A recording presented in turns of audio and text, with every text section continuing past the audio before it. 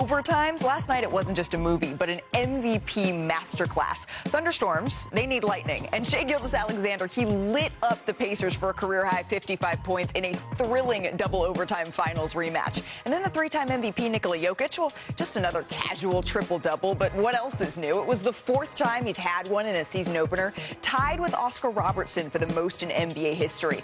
But the night-night, it belonged to the only unanimous MVP the league has ever seen. Chef Curry, he turned Chase Center into his own personal kitchen. He scored 35 of his 42 points after halftime and reminded us that when he gets going, it's still the best show in basketball. We have highlights and so much more ahead. But first, we start our show with a developing story that's rocked the sports world over the last day. Hall of Famer and Trailblazers head coach Chauncey Billups was arrested for his involvement in an illegal poker operation tied to the mafia.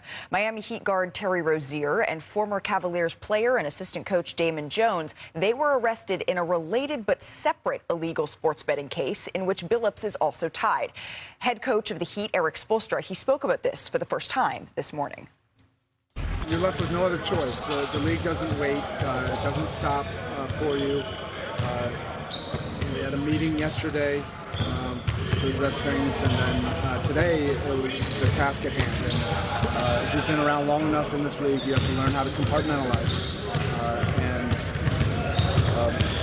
focus on the most immediate thing, and that's preparing for an important game tonight. Support him through and through. That's our brother out there today. It felt kind of weird him not being here, actually, because he's the first person I get to talk to. I watched him first, and he brings that great energy to our team. So for us, it's uplifting that, and also playing for the North. Okay, so that's what they were saying out of Miami about Terry Rozier. Our senior writer, Ramona Shelburne, is important. That's where the Trailblazers are preparing to play their first game in the wake of this gambling probe. So, Ramona, you were with the Blazers shortly before the show. What can you tell us about how they're processing the arrest of their head coach? Oof. Well, today was better than yesterday. Let's start with that, because yesterday was incredibly sad. I mean, they learned of this like we all did about 6 o'clock in the morning. Most of them had woken up after a very late game where they lost the season opener to the Timberwolves in a heartbreaking loss. And they got the news 6 o'clock in the morning. And later on that day, they were scheduled to come in around noon. And I talked to Tiago Splitter just a minute ago, and he said, it was just a kind of a maintenance day, get what you need. But what everyone really needed was to come together and talk about things and process things. And so General Manager Joe Cronin and Tiago Splitter, who was named the interim head coach here, talked to the team, and everybody processed and gathered together. Today, it's shoot-around. They got a game against the Warriors later on tonight, and it's a difficult situation for all of these young players who were very close to Chauncey Billups. This is a guy who really connects. He's not just an X's and O's guy. He's great at that, but he's also a very strong persona and personality in that room. And so I think what most people are just trying to process is, hey, you can't talk to him. I mean, he's under indictment now, and it was arraigned in court yesterday. But also, they have a game to play. And so how do you go from one day to the next? And that's now their job. Okay, so that's an important detail there, Ramona. You're saying that the players and the coaches, they have not been able to speak with Chauncey Billups here as we welcome in our front office insider, Bobby Marks, our senior writer and insiders, Brian Windhorst and Shams Charania. Shams, I'm going to start with you here. What are the next steps in the light of this new day?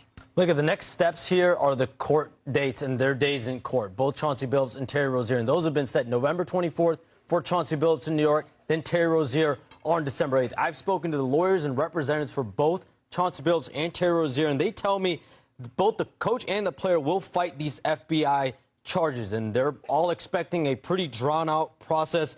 I'm told both individuals are under the belief that this will be at least 6 to 12 months of an ordeal as they fight these FBI charges. Let's go back and remember the summer of 2024, the Jonte Porter ban, an eventual charge that has really led to all of this. There were about 5 co-conspirators, defendants. Now that list has grown to upwards of 30. And so we still don't know. The league is still waiting to see just how vast this goes. And the first process for that starts with all these people that have been arrested, their days in court. An FBI source told me on Thursday that they're still continuing to gather more information and seeing who out of this new arrest group cooperates with them. Okay, so November 24th, that court date for Chauncey Billups, and December 8th here for Terry Rozier. Bobby, you've spent decades in league offices here. When you hear this, what's the most important detail as you're processing this story and as basketball fans around the world are trying to figure out what this means for the sport going forward? Well, Malik, I think there's two ways to look at it. There's the gambling on basketball games, and then there's the tipping part of it. Tipping is considered giving inside information here, and that's what Terry Rozier and Damon Jones, the former assistant coach and player, are being accused of here. I think the interesting thing with Terry Rozier, remember, this is a player that's under contract for $26 million. If this case, how long does this case draw out? What happens in Miami with him there? Remember, in the Jonte Porter situation, before he even pleaded guilty, he was banned from the NBA. And the more you talk about people around the NBA who have read this indictment, and yes, innocent before guilty here, the question is when, not if, Terry Rozier will get banned from the NBA and we'll never see him again. Yeah, so I know that there's been a lot of reaction in the league and actually outside, but certainly as I've talked to people around the league, guys, about with the Terry Rozier situation, this was something that happened in 2023. It was something that the NBA investigated. How could they allow him to continue to play? And so I spoke to the league about this, and they have, I think, a candid answer. It's not an answer that people are going to necessarily like. They don't have the investigative powers. They didn't have the investigative powers to corroborate these charges. They don't have the ability to wiretap. They don't have the ability to track bank records. They don't have the ability to get witnesses to turn on each other. And the league is just, frankly, an inconvenient truth is, in this new era where there's this whole other reality out there, all these other forces with all this gambling, they're limited in what they can do. And they were limited in what they could do for Terry Rozier. They couldn't prove it, and so they moved on. The federal government did, and they, after 2 years of investigations, indicted him. And it's interesting to hear players talk about that very thing this morning, Brian, because for players, there is a human aspect to all of this, right? As teams around the league hold practices and hold shoot-around, they continue to weigh in. And Boston Celtics forward Jaylen Brown, he's also the vice president of the NBA PA. He spoke about how he feels that a care for players, it was left out of the equation when the league narrowed gambling's proximity to live games. Me personally, I think, that whole world was introduced a couple of years ago, and I don't think they took players into consideration, especially with, the energy and the behavior that goes around, gambling, and how that directly correlates with players. We don't benefit from any of the profits or anything like that, but we got to deal with, a lot of the extra negativity and scrutiny behind all the gambling stuff. And then on top of that, it creates more integrity issues, et cetera. So I'm not sure what the answer is going forward. So, Brian, that's a really similar sentiment that I heard from Bruce Brown yesterday when he told me that he doesn't check his DMs. He can hear in real time in games when he's missed a shot. Players have missed shots that folks around the arena are yelling at them, maybe in different and more elevated ways than they would have when sports gambling was so close to the game. Yeah, so I've talked to several veteran agents about this exact issue, and what there is a belief that maybe could happen, a growing group that suggests that maybe there needs to be a proactive step by the players themselves and potentially by the referees and the league's coaches to come out with a statement to say, we are going to follow the rules. The NBA has these rules. We know what these rules are, and we're going to follow them. And have the referees do the same thing and the coaches do the same thing. To use this as a situation to band together and make a statement that we understand what the rules are. We understand that not everybody's followed them. We understand it's changing. Let's agree together to work together, because it's going to take that. When gambling came into proliferation in America, we knew that it was going to change sports. We knew that there was going to be scandals along the way. We're grappling with that now. Ramona, you are with a team that is as close to this as anyone, as the Miami Heat and the Portland Trailblazers are really facing this head on. What have you heard on this front from players today?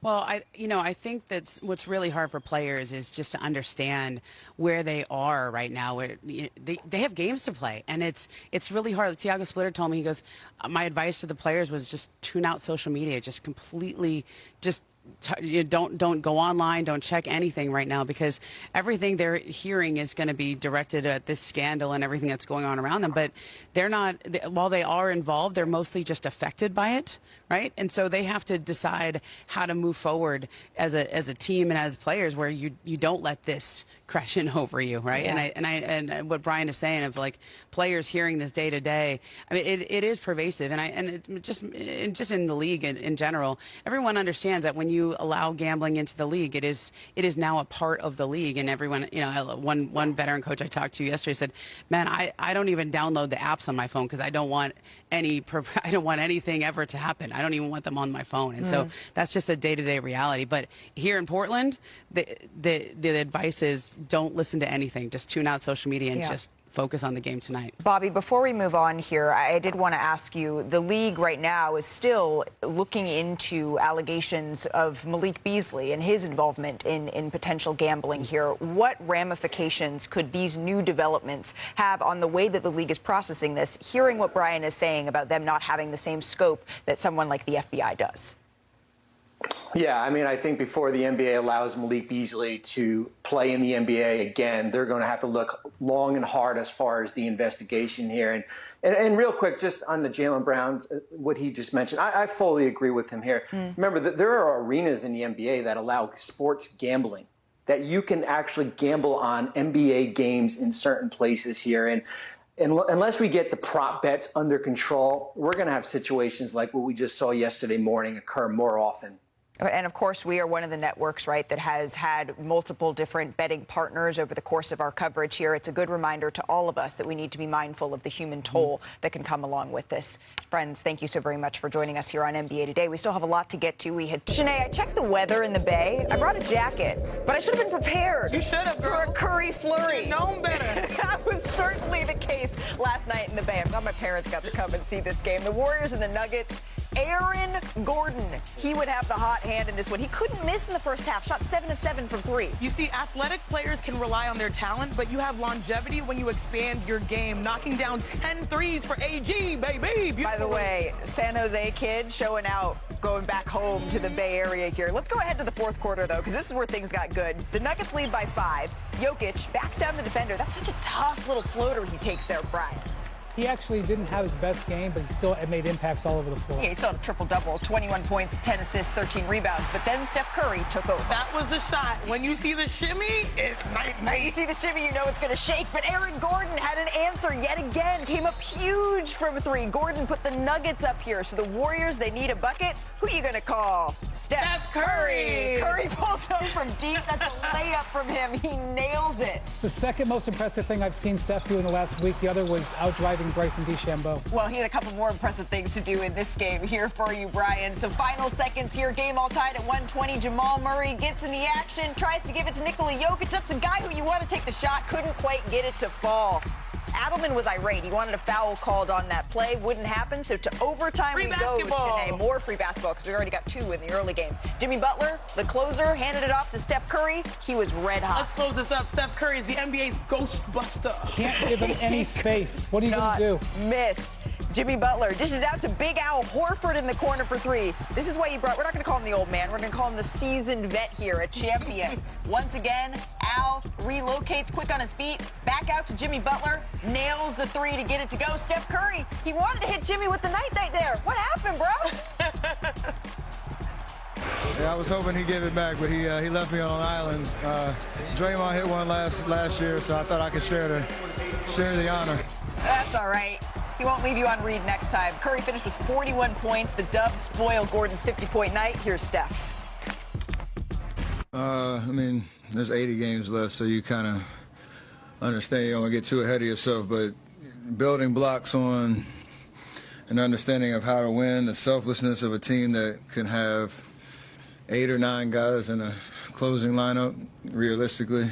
I don't think that closing lineup, Al, Jimmy, Draymond, JK, and myself had gotten any real reps in training camp. But when you understand who you're playing against and what it takes to win this particular game, the collective IQ and just toughness got us over the hump.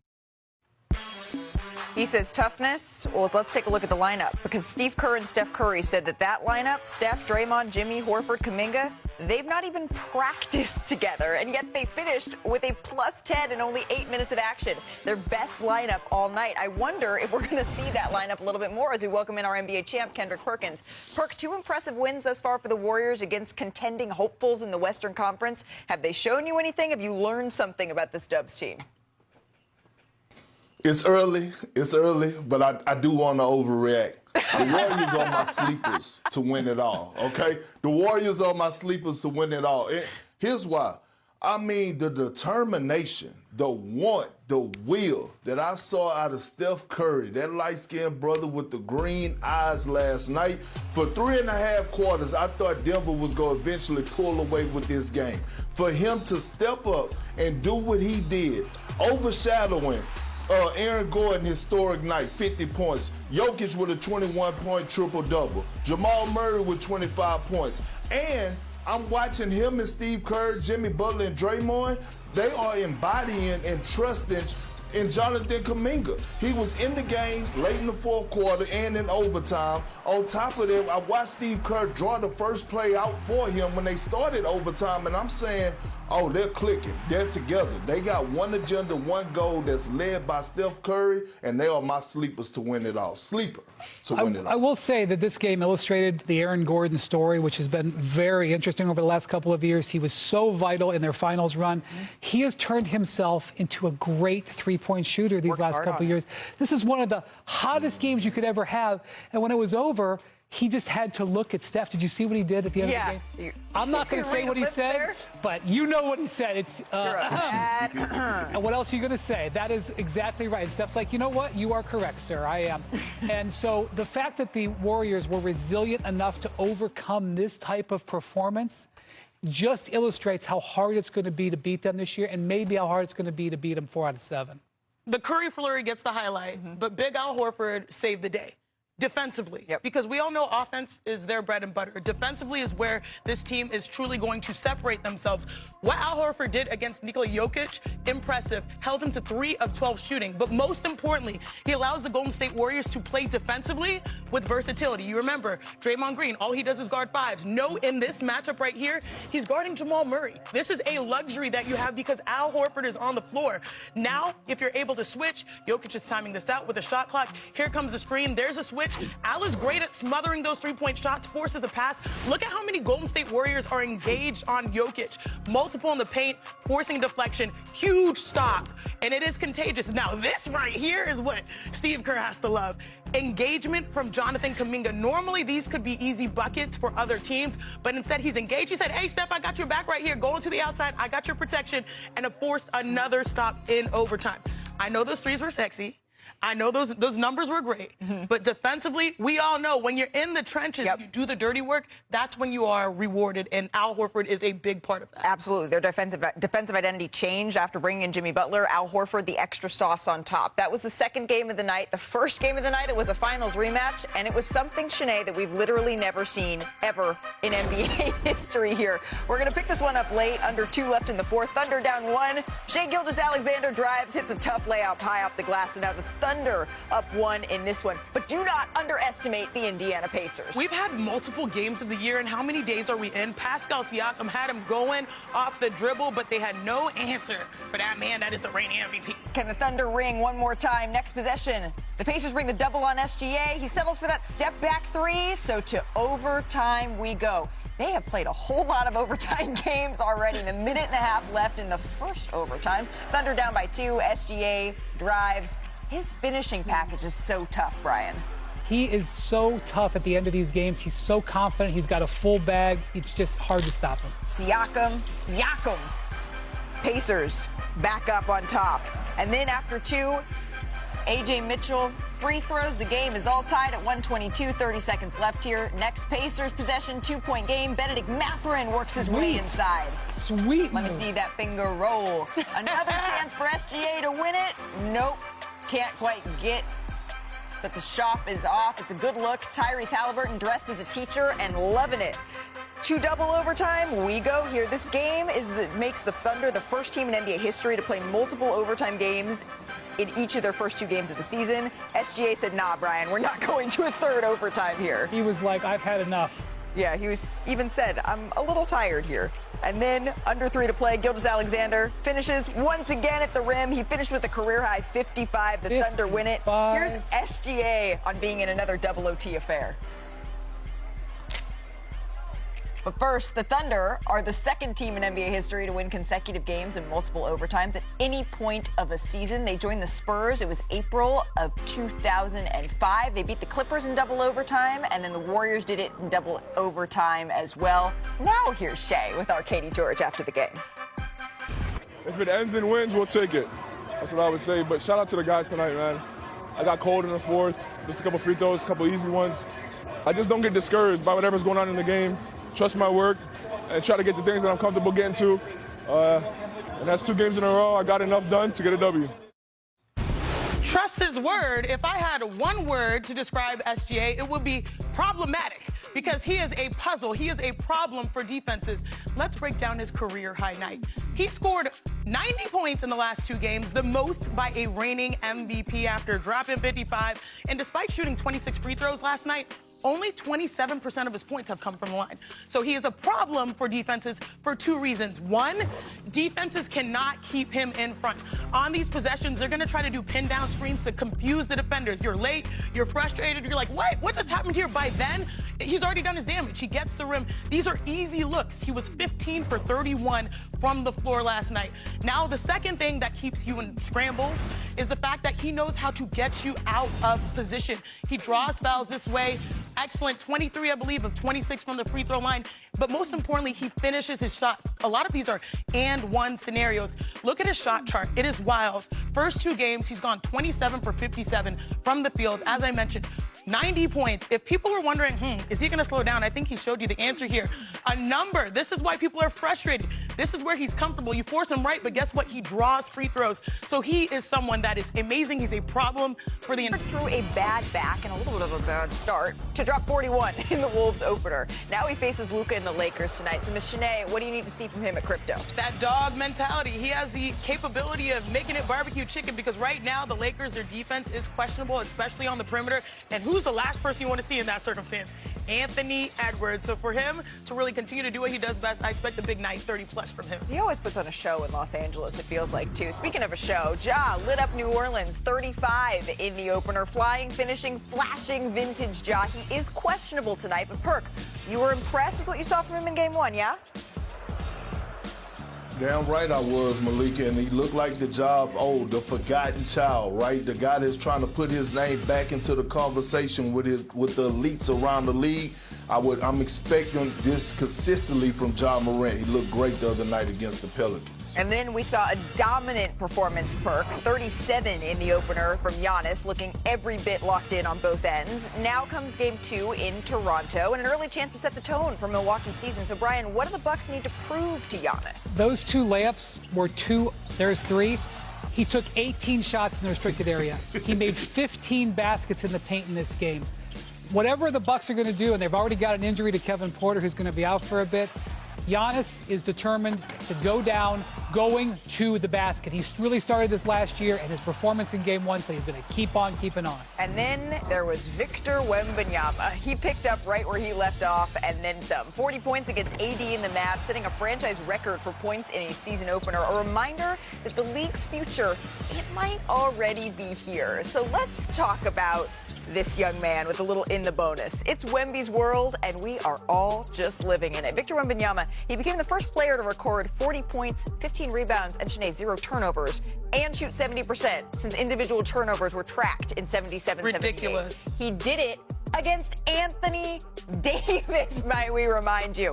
But the way he did it maybe stood out even more, yeah? A career-high 11 makes off of the dribble, 7 dunks, only 2 attempted three-pointers, but his average shot distance was 3.5 feet shorter than any game last season. And it only took 1 game for Victor to leap from 5th to 2nd in MVP odds. He already passed Ant, Giannis, Luka, and Jokic. He only stands behind SGA. And it seems like every time Wemby plays, he's reminding us that we have never seen anything like him on the basketball court before. Brian, for the very first time this season, it feels like we need to remind the people of the golden rule here.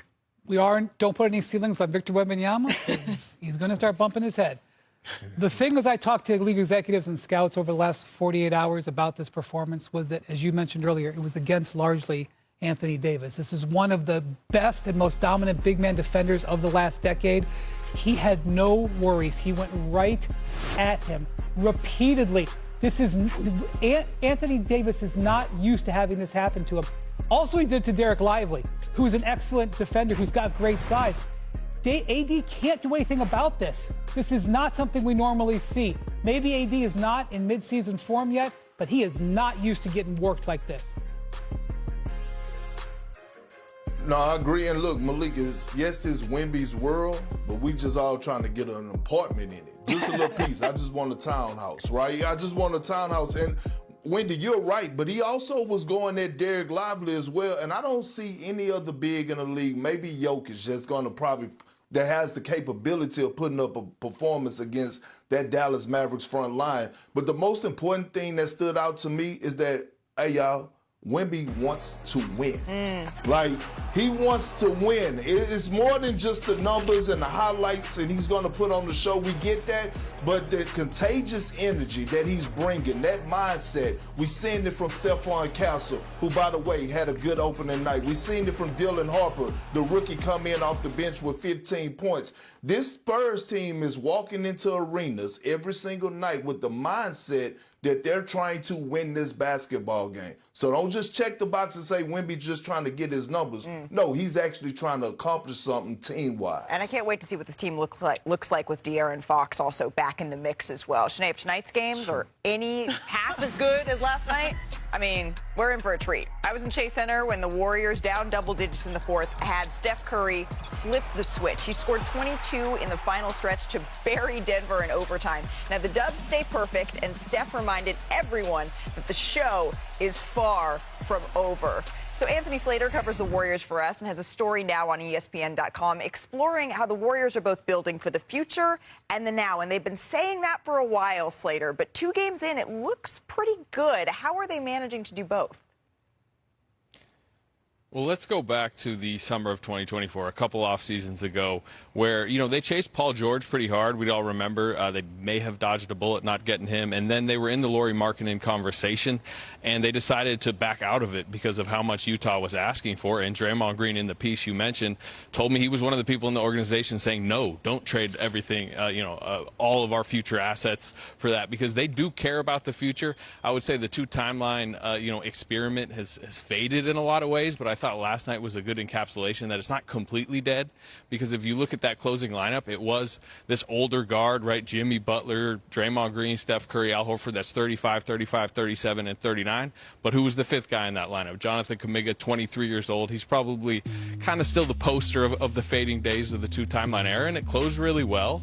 And, as you look forward, there still is somewhat of a future for the Warriors with the young guys and with the picks. And then, flipping it to tonight, Malika, you were in the press conference last night. They rushed out of there. They got on a plane. They got their sleep as much as they could. And I expect all their veterans, except for Al Horford, to give it a go tonight because they're trying to get off to a hot start. Yeah, Al Horford not playing in back-to-backs this season for the Golden State Warriors, Steve Kerr has already said, which is why you saw him get a little bit more run maybe than he normally would last night. Anthony Slater, it is always a pleasure to have you on the show. Today, Mark Walter will present his bid to purchase the Los Angeles Lakers to the NBA's Advisory Finance Committee today.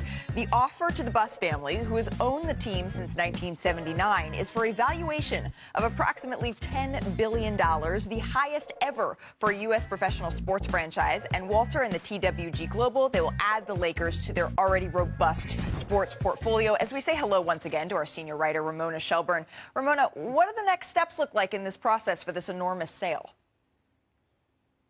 Well, you know how we heard about this in the finals, and then we didn't hear anything about it for a little while until Mark Walter showed up game 1 the other night at Crypto.com Arena, and we, oh yeah, when is that sale going?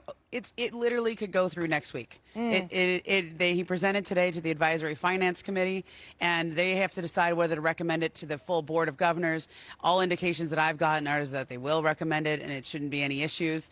And then 3/4 of the owners will vote. They have to get 3/4 out of the full board. I assume they'll get almost all of them, if not all. And that's as soon as next week. And I think this sale could close by the end of the month. So Mark Walter, Game 1 of the World Series for his Los Angeles Dodgers tonight in Toronto. By the end of next week, we should be through Game 5, I think, is Wednesday. And he could own the Los Angeles Lakers by Game 6. Okay, so it could be a big week here for Mark Walter. But when we're looking at sports owners and the most known faces around the league here, Ramona, Jeannie Buss is certainly one of them. So what does the Buss family's involvement look like for the Lakers from here on out? Yeah, so this is different than what we saw in Dallas and in Boston, where you heard there was a longtime owner who was going to stay involved.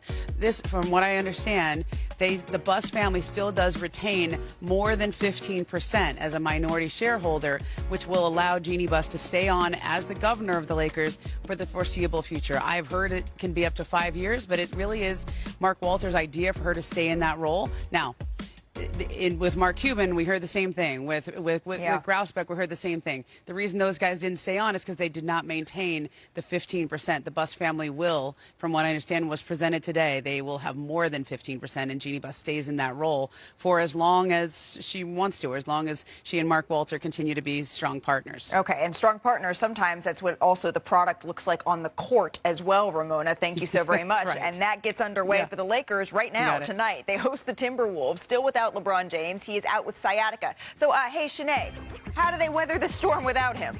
Look, it's a big day in Los Angeles with the World Series starting tonight. But guess what? We've got all world players also facing off in the NBA. Now, we know this man over here, Luka Doncic, is going to hold it down, but this is what the Lakers need to do in order to help their big bro out in Luka. One, they need to set some mean screens. This is my checklist. You do all of these things, you give yourself a fighting chance.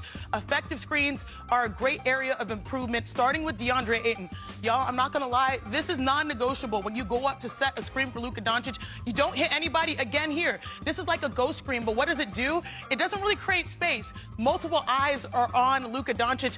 There's someone quarterbacking on the backside or even playing safety. This is the type of stuff with screens that are not supposed to happen. So again, if DeAndre Ayton is more intentional in setting screens, that creates easier looks for their superstar player. Second, this is in the words of Kendrick Perkins, you need people to be a star in your role. You need to be a star in your role. If you look at the shooting splits, the Lakers had a tough night outside of Austin Reeves, outside of Luka Doncic. 9 for 22 field goal. They shot 41% on passes from Luka. And Luka will get you open looks. They only shot 2 for 6 off of Luka's open look shots.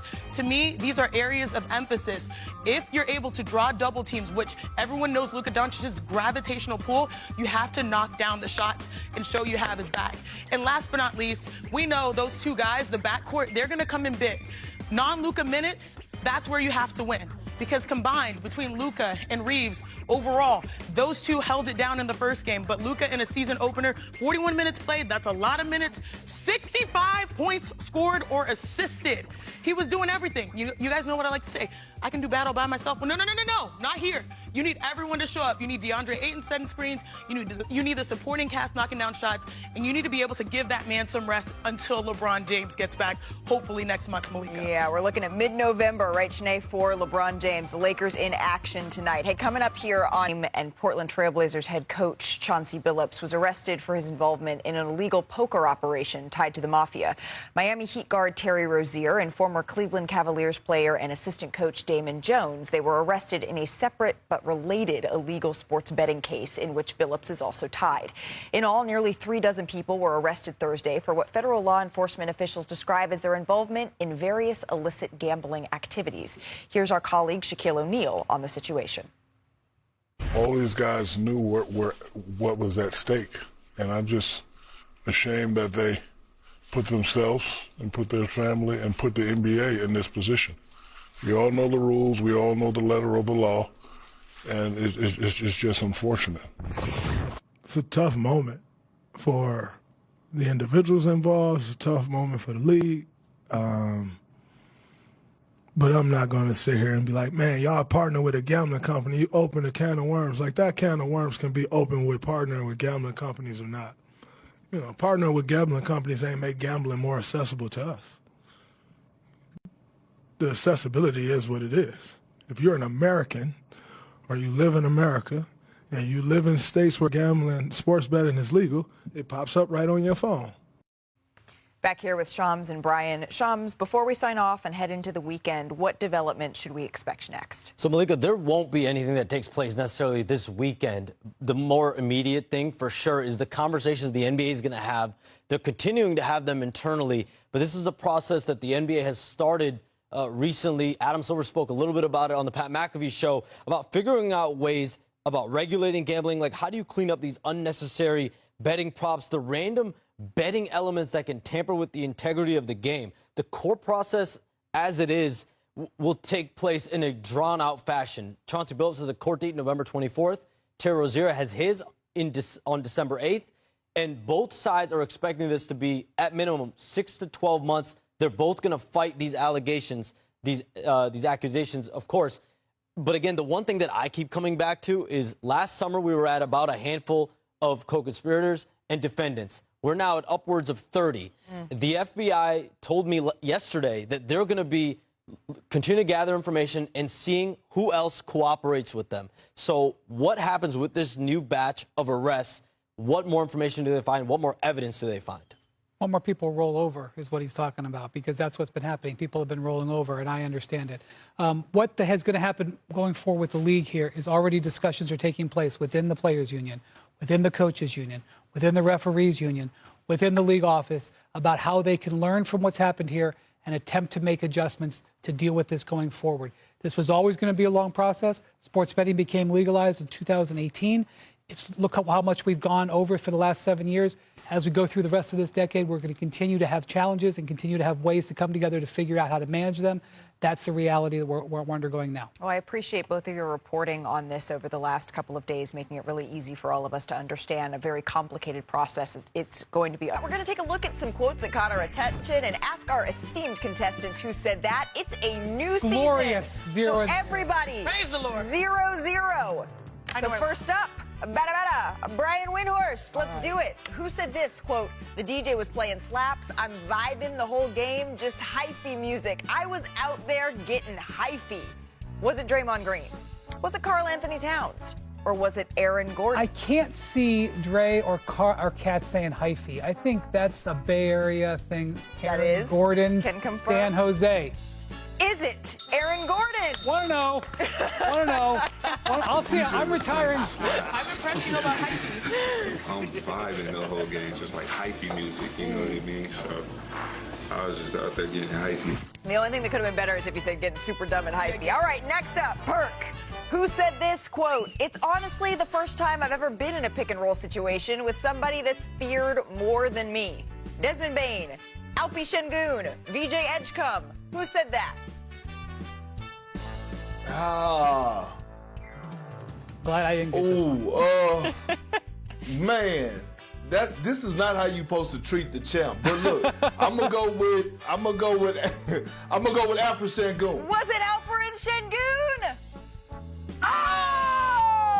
That was a tough one, Perk. Honestly, it's the first time I've ever been in pick and roll situations with somebody that's feared